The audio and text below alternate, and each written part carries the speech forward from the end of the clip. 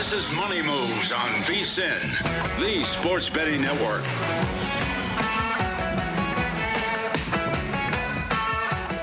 The NFL regular season is over. The postseason is upon us. Welcome into Wild Card Week. It's Money Moves. Jonathan Von Tobel flying solo today. Stormy Buonantony will be with us. We'll get to that momentarily as we have a lot of great guests and a lot of stuff to take in today on a very busy day. New regimes starting in the National Football League as well. So let's not waste any time and get right to what we usually do to start the show.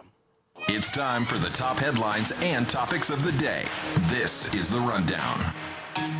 As I mentioned, Stormy's going to be one of quite a few guests we've got on the slate today. She's going to come up in about 15 minutes out across the country as she is getting set to take in the FCS National Championship game between Illinois State and Montana State. We'll get her thoughts as Montana State is about a 10.5-point favorite. Totals 56.5. Seems like some good weather for football. Let's see if Illinois State can continue this run in up and Montana State. Among them as well, got a lot of smart folks with us. One of them maybe not. No, I'm just playing. Chris Macero, very smart professional bettor, and a big Drake May MVP stan. We will have him make the case for the Most Valuable Player Award and congratulate him as he is our Circa Friday Football Invitational champion. Dustin Sweetelson will be along, as well as Greg Peterson, as it is now time. Conference play started in earnest last week. College basketball will take center stage for the most part throughout the week as we get closer to the NFL postseason weekend. Also on the schedule for today, do you approve this move? No. I am reading my old notes. We got something else in store for you. Which NFL awards favorite is the weakest as we are looking at it? We have a lot of heavily priced favorites in the NFL awards market at this point right now. We will exclude Most Valuable Player, but I think it's an interesting exercise to look at all of these odds-on favorites for the NFL awards and decipher which of the favorites is maybe the weakest.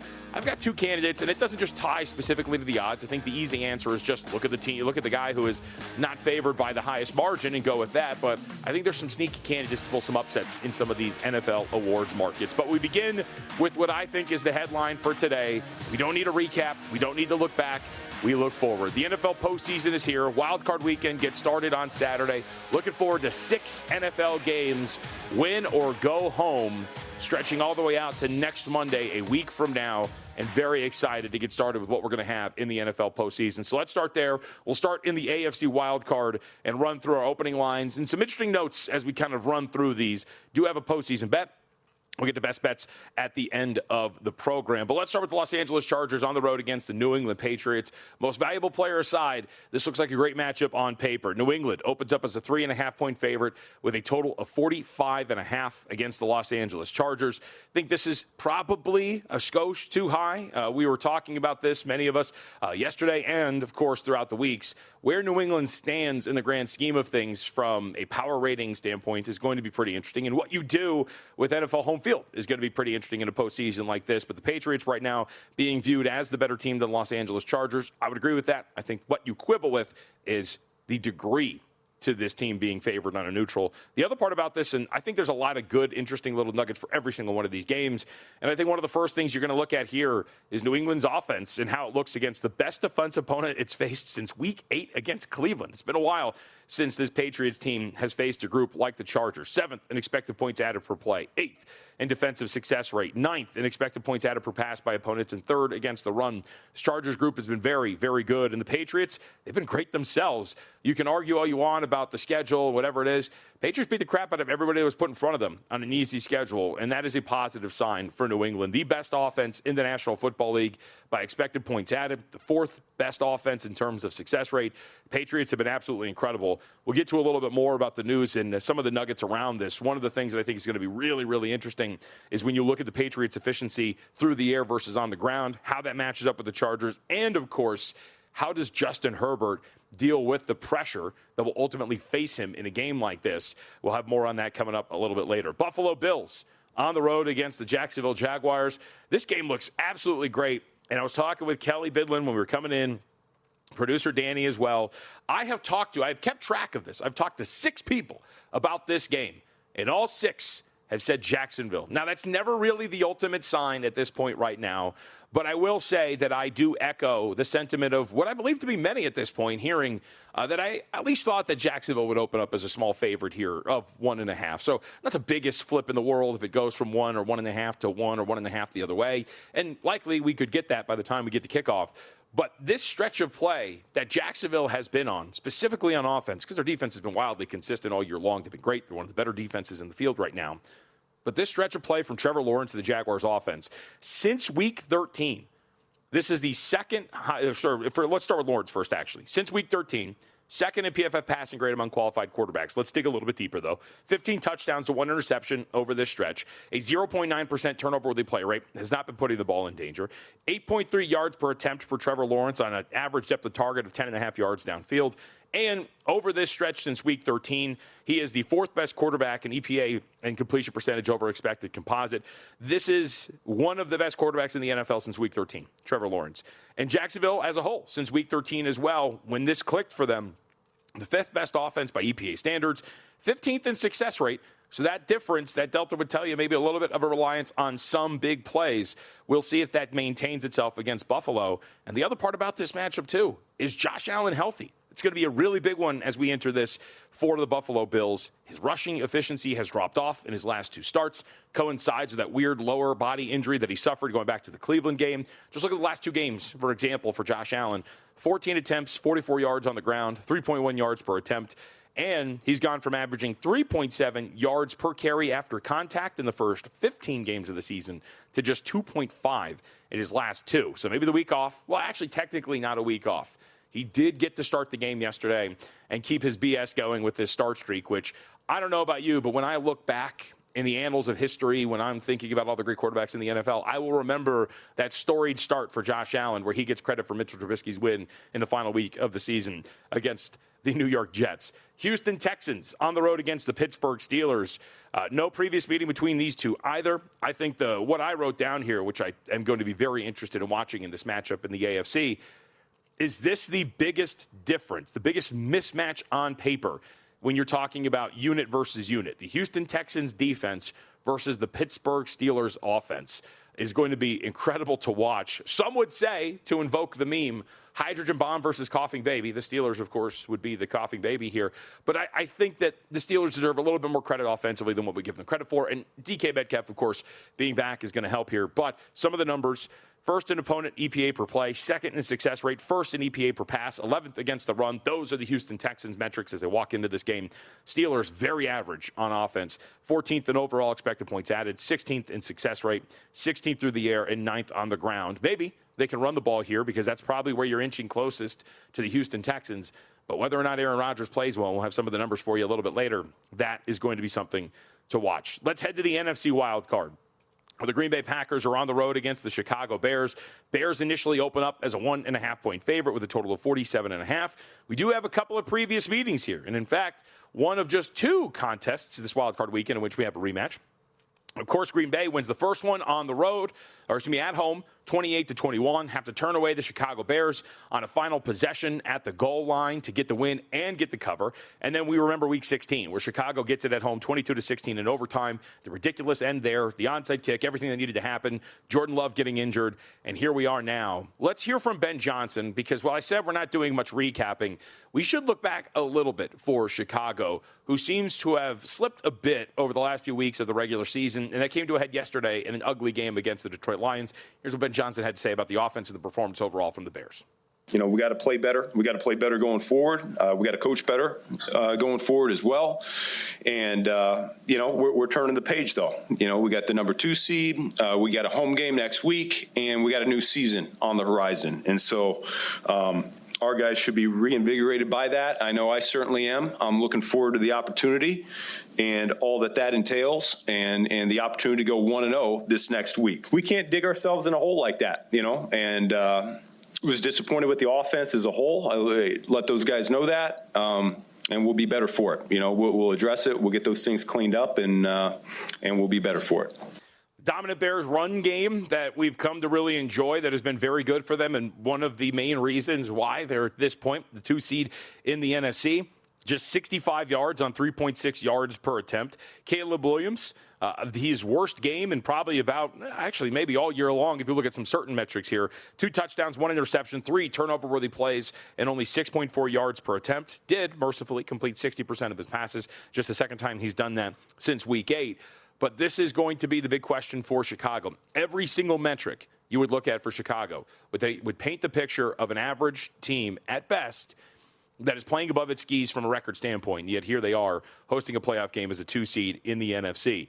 San Francisco on the road against Philadelphia. This is going to be one of the tougher ones, I think, to put your foot on, whether or not you like a side here. Eagles open up as a 3-point favorite with a total of 46.5. The 49ers run into one of the best defenses in the National Football League and get stymied on Saturday, get held to a field goal. And now it's one of the bigger moves you're seeing in the early portion of the wild card move window here. Some spots up to 4.5, as you see right there, shaded to the dog side. Total down to 45.5. I think that makes the most sense. Eagles are a team that I believe in defensively. Offensively, though, is the real question. However, we've seen San Francisco's defense really raise the floor of a lot of the opponents that they have faced. And one of the more interesting matchups, even though it's a 10-point spread, the Los Angeles Rams on the road against the Carolina Panthers, looking for revenge. Go back to Week 13. Carolina pulls it off, 31-28. Turnovers are a really big part of it, including a pick six from Matt Stafford. 2 fourth-down touchdowns for the Carolina Panthers. 1-2 potentially. Offensive Rookie of the Year, Tetaroa McMillan. That was a 7-point spread. Now we're 10.5 with the Rams. Do we call it limping in? They get a win over the Arizona Cardinals. Some people would say stat padding, Matt Stat Padford, if you will. Either way, don't know if we really trust the Rams the way they've been playing. But Carolina, you talk about falling flat on your face going into the postseason. It's exactly what this team has done as we head into Wild Card Weekend. But maybe I'm wrong. Maybe the Panthers are red hot. Let's ask somebody who would know. Stormy Buonantony joins us on the other side. We'll get her thoughts on her beloved Carolina Panthers and what we have in store for us later today in the FCS National Championship.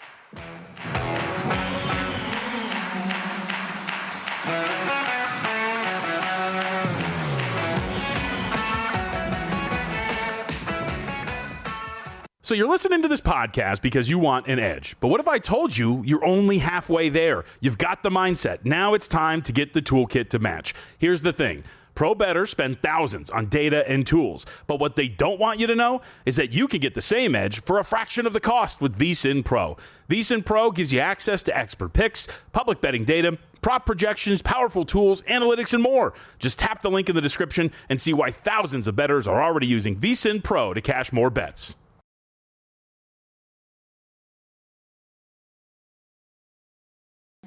You're watching Money Moves here on VSiN, the Sports Betting Network.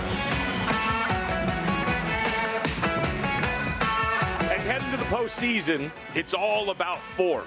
Are you hot? Are you playing well? Are you playing your best football? Did you peak too early in the year? Are you peaking right now? We've seen tons of teams in the National Football League go on runs because they got hot at the right time. And I would argue a team that has lost 2 straight, 3 out of the last 4, has not covered consecutive games since going back to Week 7, has not won consecutive games since going back to Week 8.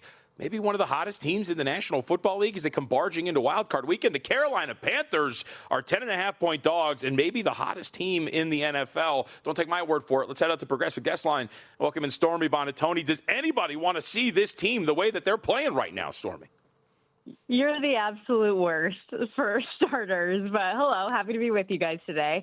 What a miracle that they find a way in. How about the Atlanta Falcons helping them out that way? Unreal.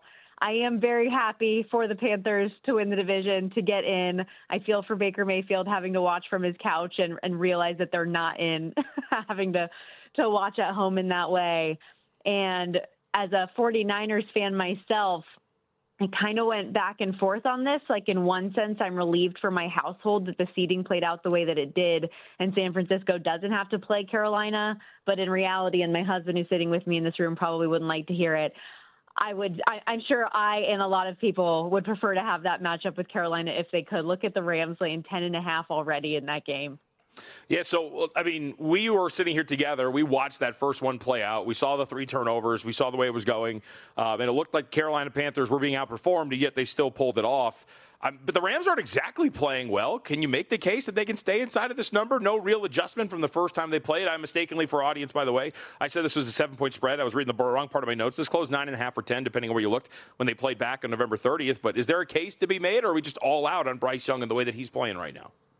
Well, I think, of course, there's a case to be made, but it depends on which version of the Panthers offense you're going to get on any given day, and it really depends who's going to show up in what moments. And the big thing for me that, I mean, regardless, I think 10.5 in a playoff game for a Panthers team that's played a lot of close games lately is certainly capable of covering that number. But what would worry me for them is exactly what you laid out with all the turnovers for Los Angeles that day. That's not the norm for Matthew Stafford. I know he's had a couple of games like that lately, but look at the season stats. Look at how efficient he's been over the course of the year. I think that's more of an anomaly than the norm, and I wouldn't expect, 3 interceptions and a pick six to happen again. All right, Stormy Buonantony with us. Follow her up on X at Stormy Buonantony, of course, usually in this seat leading us probably a lot better than I have over the last week, but she'll be back tomorrow. If there's anything about Stormy, she is loyal and she has a lot of loyalties. There are the Carolina Panthers. There are the 49ers who we'll get to. And then there are the Pittsburgh Steelers, who I think are her second favorite team and maybe choice to win the AFC. Again, I ask, how about that last night? I mean, everything that you wanted, the Pittsburgh Steelers, just how they drew it up, and now they get to play host to the Houston Texans on Monday night. Is that not absolutely remarkable for them to win in that way? Not only that Boswell misses an extra point for the first time in what feels like absolutely forever, hasn't done that all season, but then to be in a situation at the end of the game where, yes, I mean, credit Aaron Rodgers, final drive, no timeouts, he was awesome, did everything he needed to do, but for the Ravens to put themselves in a position to have a walk-off field goal and don't get it, and that's what sends you to the playoffs, just remarkable. And I don't know if it was the holy water the priest put in the end zone in that area where Tyler Loop missed the field goal, but I felt for him too, rookie in that position. If you're Baltimore, maybe you wish you set him up in a better way to get him a little bit closer. I know we're seeing kickers hit from 60 plus like it's nothing these days, but a 44-yarder isn't a chip shot for a high pressure moment like that and a rookie kicker in that situation. But we have talked about the Steelers off and on all year long about a group that could be capable when you think about how talented the defense is, and the offense is what's been like for years holding them back. But then the defense has had their struggles, and you thought maybe Aaron Rodgers could work some magic. I'm astonished at the fact that we got the win total, that we are seeing them in the postseason now, but I feel for them in a matchup with this Houston Texans defense. I know you get DK Metcalf back, and maybe offensively things will click at a better rate on your end, but going up against the best defense in the National Football League that has been extremely hot since week 4 of the season, it's going to be an uphill battle for them that Monday. And I think we have these all the time, but do we call this a what are we missing special? Baltimore closed as 4.5-point favorites in Pittsburgh last night, and now Houston, a better team by all accounts, laying just 3 on the road against the Pittsburgh Steelers. So even if you want to upgrade home field advantage, to what extent does it make this difference up? So that's going to be one of those that we will keep track of. All right, Stormy is on the road. We'll get to that, but we do have to get your thoughts. Your playoff matchup is set. Your 49ers get to play the Philadelphia Eagles.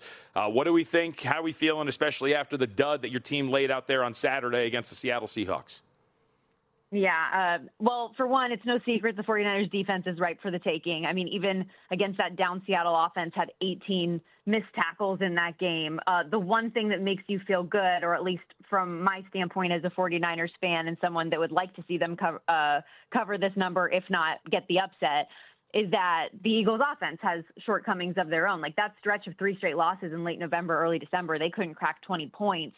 Even the last game where they did play their starters against Buffalo, it's a 13-12 game. The Eagles offense gets in its own way a lot. And in my mind, if San Francisco's offense plays more up to its capabilities, I like their chances. We know that side of the ball has been extremely effective lately, with the exception of the game against Seattle. Still had a chance to rally late. The tip from Boye Mafe that leads to that back-breaking interception obviously takes away any chance of that. But in general, they scored 37-plus 3 straight games prior to that regular season finale. Not since Kyle Shanahan's first game as a head coach with Brian Hoyer as his quarterback have the 49ers been held to just 3 points. I know the Eagles' defense is really good, but I think that the 49ers, as long as they can get their run game and you get Trent Williams back at left tackle, hopefully Ricky Pearsall will give you that option to stretch the field a little bit. If they play to, like I said, their capabilities on offense, I think we'll have a really fun game. All right, let's get to what you're out there for. FCS National Championship tonight. Illinois State taking on Montana State. Montana State about a 10-point favorite. Total's about 56.5. So I was talking to our producer, Daniel, a little bit about this. So walk us through this run for Illinois State, because it has been a pretty good one, right? We got some pretty long tickets out there if somebody's sitting on them. Yeah, this is a team that when the playoff field was set, they were 500-1, second to last on the board. Like, they were one of the absolute longest shots possible in this thing. They even got rocked by 35 points in their regular season finale. But we talk a lot about teams that, I know you were doing it sarcastically, but teams that get hot at the right time. And that's been this Illinois State team 10 out of 10. They are the first team in FCS playoff history to win 4 straight games on the road to put themselves in this position, which included an upset win over North Dakota State as a 23.5-point underdog, a game that their quarterback, Tommy Rittenhouse, threw 5 interceptions. Now, 3 of them were tipped, but still, you don't go down to the Fargo Dome, throw 5 interceptions, and walk out of that thing with a win. But he had some clutch play late, had 2 touchdown drives, and they ended this thing to win it by 1. And that's given them so much confidence that they can play with and beat anyone, and they have. And now it's so interesting that they're taking on a Montana State team that has played in this game. Now, this will be the 3rd time in the last 5 years, but is yet to have a win themselves. And they don't have to face the big, bad North Dakota State this year. They are a double-digit favorite. So you would think, oh, okay, like, this is our golden opportunity, but how dangerous is the team on the other side who's played so well on the road? It's going to be a fascinating matchup. I'm really excited for this game. First time in my life I've heard the phrase, you just don't go down to the Fargo Dome. So I will be watching and throw 5 picks. Can't get it out alive. All right, last 90 seconds. I always like to ask you this with all your games. We'll do it here as well. You do like the stories. You like the narratives. Is there a good one that we should be tracking here that you'll be reporting on when we watch the game later today? Well, it is worth noting Caden Dowler, who is Big Sky Defensive Player of the Year. He's the best player for Montana State on that side of the ball. He left the semifinal game with a pretty bad shoulder injury. Talked to him yesterday. He is feeling good, and, I mean, that's going to be critical for him. He's going to be really gutting it out. I heard it's pretty painful. But he and his brother Taco are twin brothers. They are best friends. Caden has not been able to play each of the last 2 years, really, because of multiple ACL injuries. So for him to be able to play in this game is huge. But Taco is not his brother's real name. His real name is McLean. He has gone by Taco since he was like 3 years old at the breakfast table, just told his family, I proclaim, without using the word proclaim, said, I will be Taco from here on out. And that's stuck. Like, he even walked at his high school graduation going by Taco. He tried to make Caden's name Burrito, apparently, but it only lasted for a couple of days. It didn't stick. But Taco did. And I don't know why. I just love that story. I think it's fun. And we'll make sure to get that in a national championship broadcast. Why not? All right. Well, make sure you watch Stormy. She's been working hard. Had a busy week, and she will be back here at the desk tomorrow. Storm, appreciate it. We'll talk to you soon, all right? All right. Thanks, buddy. Have a great show. You head into the new year with a smarter betting strategy, folks, powered by VSiN Pro. Join VSiN Pro and get instant access to everything you need to make informed bets every single day. Sign up now. Get daily best bets from the VSiN hosts and guests, real-time DraftKings and Circa betting splits, AI-powered prop tools, and more. Get started today, $9.99, or save 50% off with an annual plan. Start betting smarter today. Go to VSiN.com/subscribe.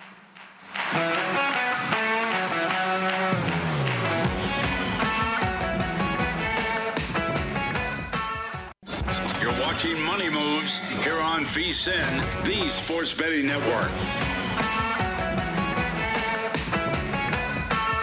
We talk all the time here at VSiN about making smarter bets, and smart advertisers are doing the same thing with Mission Media. If you want real results, Mission Media connects your brand with audiences that actually engage. From premium podcasts and connected TV to data-driven digital campaigns, they deliver measurable ROI. And as VSiN's exclusive ad partner, Mission Media gives you direct access to one of the most loyal, action-oriented sports audiences anywhere. Your brand deserves more than impressions. It deserves influence. Get started at VSiN.com/advertise or email advertising@VSiN.com. Back here on Money Moves, Jonathan Von Tobel, Stormy Buonantony out. She'll be back tomorrow. She'll be on the sidelines for the FCS National Championship game tonight. If you're missing her, you can watch that. But we welcome into the progressive guest line Chris Macero, professional bettor. You can follow him up on X at RealGauge. And before we start to get angry, I wish we had confetti, the winner of the Circa Friday Football Invitational with 78 points. How we feeling, sir? Congratulations. No. That's not over yet. We extended the this year. It's a 20-week contest. Yeah, 20-week contest this year. Matt added 2 extra weeks. It's a different setup. We have 3 picks this week and 3 picks the following week.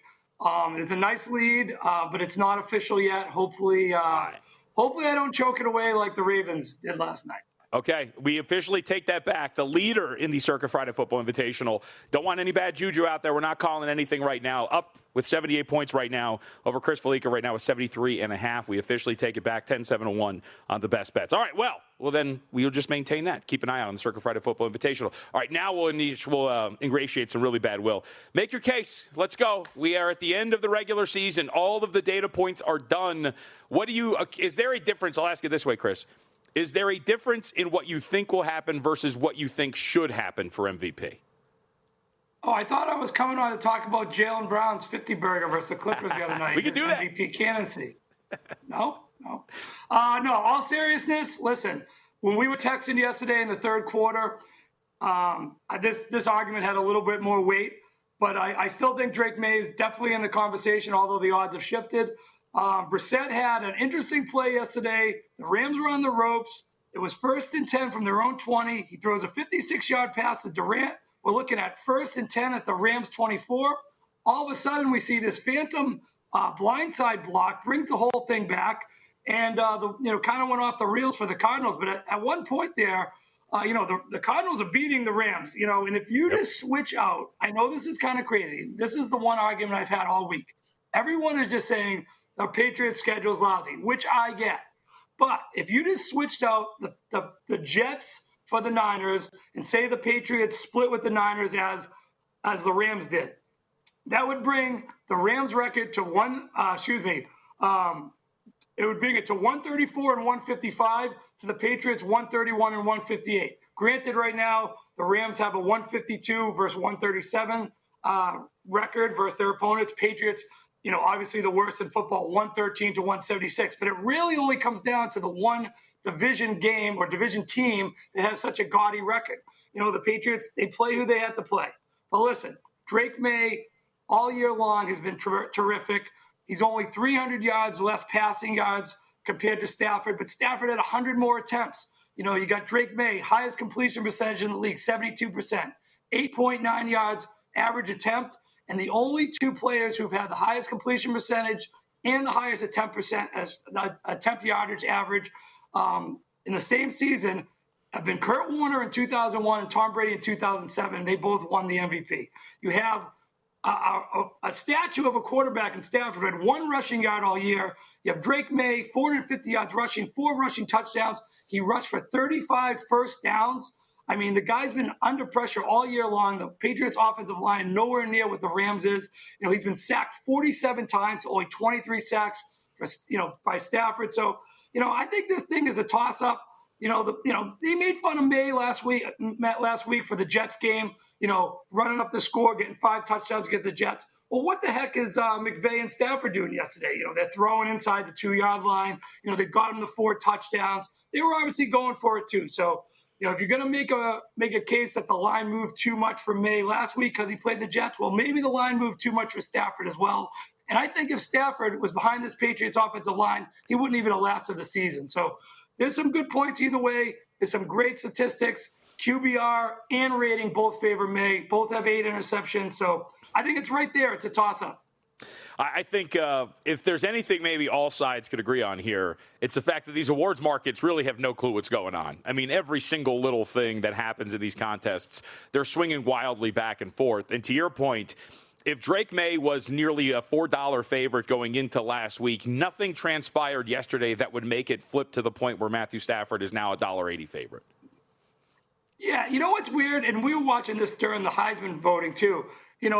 Ohio State goes for it, doesn't get it, then kicks a field goal and misses the field goal, and then Mendoza's odds go from plus 125 to minus 500. He wasn't even on the field. It was a missed 20-something yard field goal by Ohio State. It's almost the wins. The wins mean so much. Same with Kyle Shanahan the other night. They lose the game. He was basically right there for Coach of the Year. They lose. He still coached great, a lot of injuries, but now he's like 50-1. So it's almost like the team wins and the odds just shift dramatically. I think it's more about liability too with these books. They can only take so much. You don't want to have a big plus number out there. But hey, listen, everyone knows I have 95-1 on Drake May. I haven't been an idiot. I took a bunch more Stafford last week at the plus number. I'm sitting at a great position. Obviously, I win more if May wins. But if Stafford gets the job done, I'm not going to cry about it. You got to position yourself where you can make money. If you have a 95-1 ticket, you can't just sit there the whole time and just, you don't know. Like you said, these markets, it's people voting. We don't know what's in their heads. But if you have a 95-1 ticket, you have to be able to monetize that. And you got to take advantage of that plus money that you got with Stafford last week. All right, let's talk a little bit of a wild card before we get Chris out of here. Let's stick with this theme. Rams, that last time we saw them go to Carolina, they lost that game to Bryce Young and the Panthers. Stafford turned the ball over a few times, including a pick 6. They are laying 10, similar number to what they were the first time around against Carolina. What are we doing with the Rams in this spot on wild card weekend? I know it's tough to do. You got to kind of hold your nose and take it. But I like Carolina in this game. The last 3 games, they've been holding opponents to 4.8 yards a carry on, 4.8 yards a play on defense. So the defense is pretty good. I mean, I don't have that much faith in Bryce Young, but you can get some activity on this back end of this Rams defense. I know they have the ferocious front 4. You have Verse, Young, Turner, but you can get some yardage in the back end. Their secondary is weak. In the last 4 games, if you weren't playing Arizona, they gave up 27, 38, 34, and 31 points. So I think this Rams defense is leaking a little oil. And the main reason I like them is, hey, they were over in Atlanta on Monday night, December 29th, fly back to L.A. to play yesterday, and now they're going to go on the road again to Carolina to play a Saturday game, early body clock situation. So that's, you're playing 3 games in 12 days. You have 3 cross-country flights in between. I just think, it's tough to really like Carolina. I don't think they can win the game, but I think they can hang within the number. It's supposed to be a rainy kind of situation again, not as bad as the Tampa rain, but it's supposed to be rain throughout the game. I could see it just being an ugly game. Maybe some slipping and sliding. These receivers that have been playing indoors all season, great conditions. Matt Stafford, the older quarterback, maybe obviously not as mobile as a Drake May. You're outside in the rain. Could be a little bit of a different situation. And I kind of like the points. I mean, a home dog in the playoffs, getting 10.5 points, you got to take it. It's a tough one to go with. I know nobody likes Carolina. I know that NFC South is an ugly division. But, hey, 10.5, 10 points at home in a playoff game, give me it. All right, let's talk. We have 2 minutes here with us again. Chris Macero, professional bettor, at Real Gauge up on X. I have talked to 6 people. All 6 have said Jacksonville. Will you be the 7th in this game against the Bills? I know it's a tough one. You don't want to go against Josh Allen. I'm not jumping to take 1 or 1.5, but I am leaning on a 6.5 point teaser where you can get Jacksonville up to 8. Yep. And I like it with San Francisco up to 10.5. You figure in the San Fran game, you have a great offense. Hopefully they get Trent Williams back. It's a difference maker. If they don't have Trent Williams back, I'd avoid the San Fran game. If they get him back, they get Pearsall back, that offense should be able to score. We've seen Philly struggle all year on the offensive end. So even though San Fran has a bad defense, what can Philly put up? And then the Buffalo-Jacksonville game, you're going to be able to get points on Buffalo. You're going to be able to run the ball on them. So if you can get up to 8 points in a teaser at home, a Jacksonville offense with the new guy the guy that we left for dead, Trevor Lawrence, he's having a revival. He's looking good, a lot of confidence. You got to like an 8 point teaser there. Or getting 8 points in a 6.5 point teaser with Jacksonville at home against a Buffalo defense that just hasn't been able to do it all year and susceptible to giving up points. Yep, it's the first thing I did. I got a Packers-Jags teaser, so going into this weekend, feeling pretty confident about that. Chris, thank you very much. Good luck going forward to the Circa Friday Football Invitational. Appreciate the time today, dude. I hope you didn't jinx me. Tim Murray likes to usually try to pull the jinx on me. No. Hopefully we'll be okay. We get a couple picks in and we'll be all set. That was accidental, not intentional. I think the jinx is only when you're intentional. Thank you, Chris. Appreciate it. Again, Chris Macero at Real Gauge. We'll take our break. We'll come back. Got to get to some of the firings and the new regimes that are starting to form in the National Football League. We'll update you on the latest in some of the coaching, hirings, firings, and more in the NFL.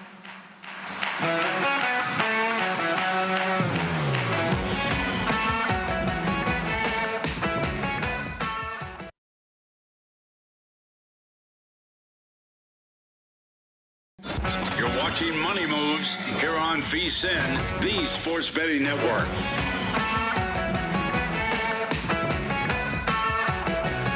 It's the Monday after the NFL season ends. We do have Wild Card Weekend coming up. We'll have more on those contests in a little bit. We'll also have an awards refresher, if you will. I'm curious. We'll have some conversations about this. Outside of most valuable player, we have a lot of odds-on favorites to win these awards. I think there's a couple that might not be as strong as the odds suggest. We'll talk about that coming up in 15 minutes. But on this Monday, we should go over a lot of the hirings. I keep saying hirings, firings. We haven't had any hirings yet. There are some names out there we can discuss that will maybe be hired and some powerful ones. But we do have a lot of new faces that will be filling holes for NFL teams moving forward. So let's discuss what we have here for some of the firings that have taken place over the last 12 hours or so. The first one that really came down, the Falcons, and I think a lot of people were expecting this, Raheem Morris has been fired along with GM Terry Fontenot. Morris had been with the team since 2004. He finished 2 games under 500. Fontenot since 2021 did not have a winning record during the time in which he was in charge of the Atlanta Falcons. Falcons, low-key in an interesting spot. You're probably sitting here thinking that you got to go and give Michael Penix Jr. one more crack at this, considering what you invested in him from a first-round pick standpoint, especially where he was selected. But you get into this weird nexus, this weird cycle over and over and over again of new GM and new coach, but quarterback that was not selected by either, and how that works as you move forward is going to be pretty interesting. But I don't think a lot of people were surprised that he was going to be fired. That would be, of course, Raheem Morris. Had not gone well. And I think that we're going to look at a team that, once again, next year, depending on what the hire is, every single year the Atlanta Falcons are a team that we look at and go, oh, it looks pretty good. The skill positions might not be that bad. And depending on who the hire is going to be, it will be an attractive job considering the weapons. And you do wonder if maybe there's some offensive minds out there that would bite at the chance to go and get him. One of those names, for example, could be Kevin Stefanski. Stefanski, mercifully, I would assume, at his end, gets fired by the Cleveland Browns today. He ends his tenure 45-56. He gets to the playoffs twice. Last 2 seasons, he won a total of 8 games. This season was their 4th losing season under Stefanski. And I think Stefanski is going to be a very, very hot commodity. And I don't think I'm the only person that thinks that. He's probably right away at the top of a lot of lists. One report earlier today insinuated that the Giants had moved him to the front of the line when it came to the candidates that were potentially going to be available for them to go ahead and hire. And this is, I think, a smaller sign of a bigger picture here for the NFL coaching cycle this time around. This had looked like, on the surface, a pretty weak group of guys that were going to get these jobs in the NFL. There were not a lot of great hires potentially sitting out there for some of these jobs. I think part of it, he's a good coach, but I think it's also why a guy like Marcus Freeman at one point was considered to be a favorite to land the New York Giants coaching jobs. When you looked around, you're seeing some of the guys like Matt Nagy, who allegedly interviewed for the Tennessee Titans job. That is a name that last time around wasn't particularly great, so maybe he got a little bit better. But at the same time, if that's one of the top candidates potentially out there to fill a head coaching vacancy, that's probably going to be pretty rough. So Stefanski immediately leaps to the top, and I think with a better structure around him, a better chance at getting a quarterback that actually can run his system, he's done a pretty good job with his offense in terms of getting Chardonnay out of a rock, if you will. And I do think that's going to be one that whoever gets Stefanski is going to make out like a bandit there. Not a surprise here either. The turmoil continues out here in Sin City as Pete Carroll was fired his first season with the team. Supposedly a lot of energy, supposedly an adult in the room. You heard a lot of different stuff when Pete Carroll got hired last year. And there were not many that I bought it that I had spoken to. And here we are. After a year in which they started the season with the win, and they ended with one as well, Pete Carroll is out. You could see the tumult for the Raiders in recent history when it comes to their head coach. In 2021, John Gruden resigns. Josh McDaniels is then hired. Josh McDaniels gets fired in 2023. Antonio Pierce gets hired because of that one win on Christmas against the Chiefs. He is fired in 2025. And then Pete Carroll, of course, hired, is here for 1 year, and subsequently fired. I don't need to say anything that I think anybody else isn't thinking, which is the Raiders need to get their crap together and find somebody that can actually lead this. And you will hear, undoubtedly, from Las Vegas and people who cover the team or around the team, that whatever the next hire is, it could be me, for example, and you're going to hear how great it is. But I will say this. There is a coaching pairing that has been allegedly thrown out there that Tom Brady, according to reports, really wants to push for. And that would be Brian Flores being the head coach of the Las Vegas Raiders, with Dable coming in as the offensive coordinator for Las Vegas. That is a pairing that I think would be really, really strong for Las Vegas. Flores very clearly still has his fastball as a defensive coordinator. He has been brilliant. He carried the Vikings to the end of the season at this point. And to have Dable, who I think much like Stefanski, maybe not from a head coaching standpoint, but from an offensive play calling standpoint, a structure standpoint, he can actually put together an offense that's going to be very good. Obviously, with the first overall pick as well, that's really going to help you in terms of building this up. We'll get to odds for the first overall pick and who the Raiders might select with that selection. But if you can nail that, and if you can put those two together, I think that's a very strong foundation for the Raiders. And they did retain John Spytek at general manager.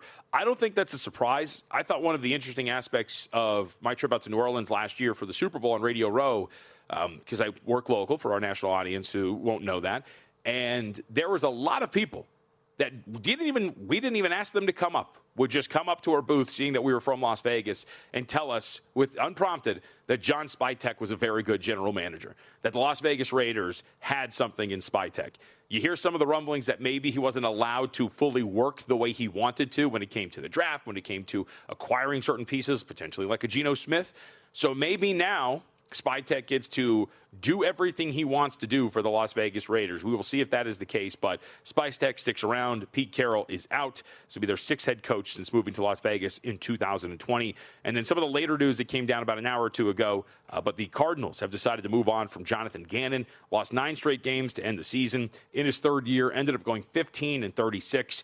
And for some of these coaches, at the very least, if you're a coach that has, like Gannon, a defensive background, if you're going to at least be able to point to the fact that your defense has been performing well, but it's your offense because of quarterback or whatever it is that's been struggling, maybe you have that to hang your hat on that saves your job. But for Gannon, the defense had been regressed to a large extent this year, and the losing, of course, absolutely brutal. And as you see it there, too, some of those losses, not even close down the stretch for the Cardinals. They were getting uglier by the day, including going back to that Week 14 game against the Rams. Just essentially blowouts for the Cardinals to end the year heading out into the season. So not a giant surprise that Gannon was let go. This is a team that I think needs a full rebuild as well. And it does beg the question, too. What happens with a guy like Kyler Murray? I think we all know that he is going to be gone. The question is, where eventually does he end up? And the Cardinals enter the conversation as a team that is at or near the top of the draft that needs a quarterback desperately in what could be considered, we'll call it a 2-quarterback draft when it comes to just Dante Moore and Fernando Mendoza, not in that order, potentially being the selections there. For some of the retentions in the National Football League, I don't think it's a big surprise, not because he's had success, but because the Bengals are a franchise that runs this way. Zach Taylor is back. The Bengals have missed the playoffs for 3 straight seasons. Joe Burrow missed 9 games, as we know, this year with that toe injury.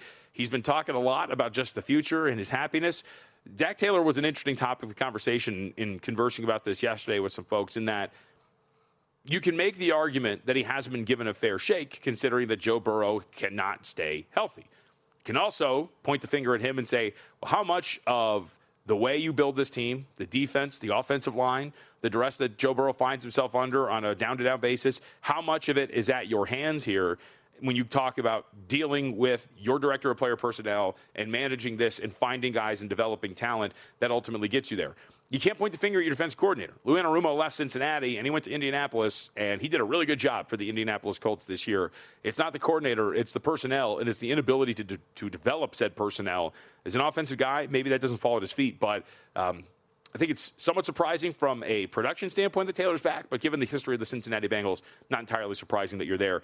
Joe Shane's back as well for the New York Giants, 22-55-1 during his time as general manager. Having said that, the Giants did cite some of the young core talent they have. That includes Jackson Dart, the potential winner of Offensive Rookie of the Year. We'll get to that momentarily here, but he will be back. Only made the playoffs 1 time in 4 seasons at the helm, and we mentioned it with the Cleveland Browns. We'll mention it very quickly here again. GM Andrew Berry, he will remain. He's been the Browns GM since 2020. Does look like he did a pretty good job. I mean, at one point, it looked like potentially the Browns, outside of Myles Garrett, they were going to have maybe 3 award winners, despite the fact that they had done absolutely nothing. We know that Carson Schlesinger right now is the odds-on favorite to win NFL Defensive Rookie of the Year. And at one point, Harold Fandon was making a push for Offensive Rookie of the Year. Not going to win it, but still, they had done a pretty good job in some other pieces in between that Barry had maybe hit on. So some thought that you're heading potentially in the right direction. Still haven't nailed the most important spot, though, which is quarterback, and we'll see if the Browns can do just that. We'll see if also some other names pop up. One of the things that we have not heard, we did get a weird report a couple of weeks ago that maybe a guy like Mike McDaniel would potentially be safe, but nothing official in terms of an announcement as to whether or not he will remain with Miami. The more this goes on, the more maybe we expect that he is going to stick around, but I would be surprised. We'll see if they want to charge him with the rebuild. Let's get to the awards on the other side. Not the MVP, not the, hey, I think this guy should win. Let's take a look at the odds-on favorites to win every other award and find out which of these are the weakest and maybe some spots that we can grab, some plus prices to potentially sneak out a win for some of these awards. We'll discuss that when we come back.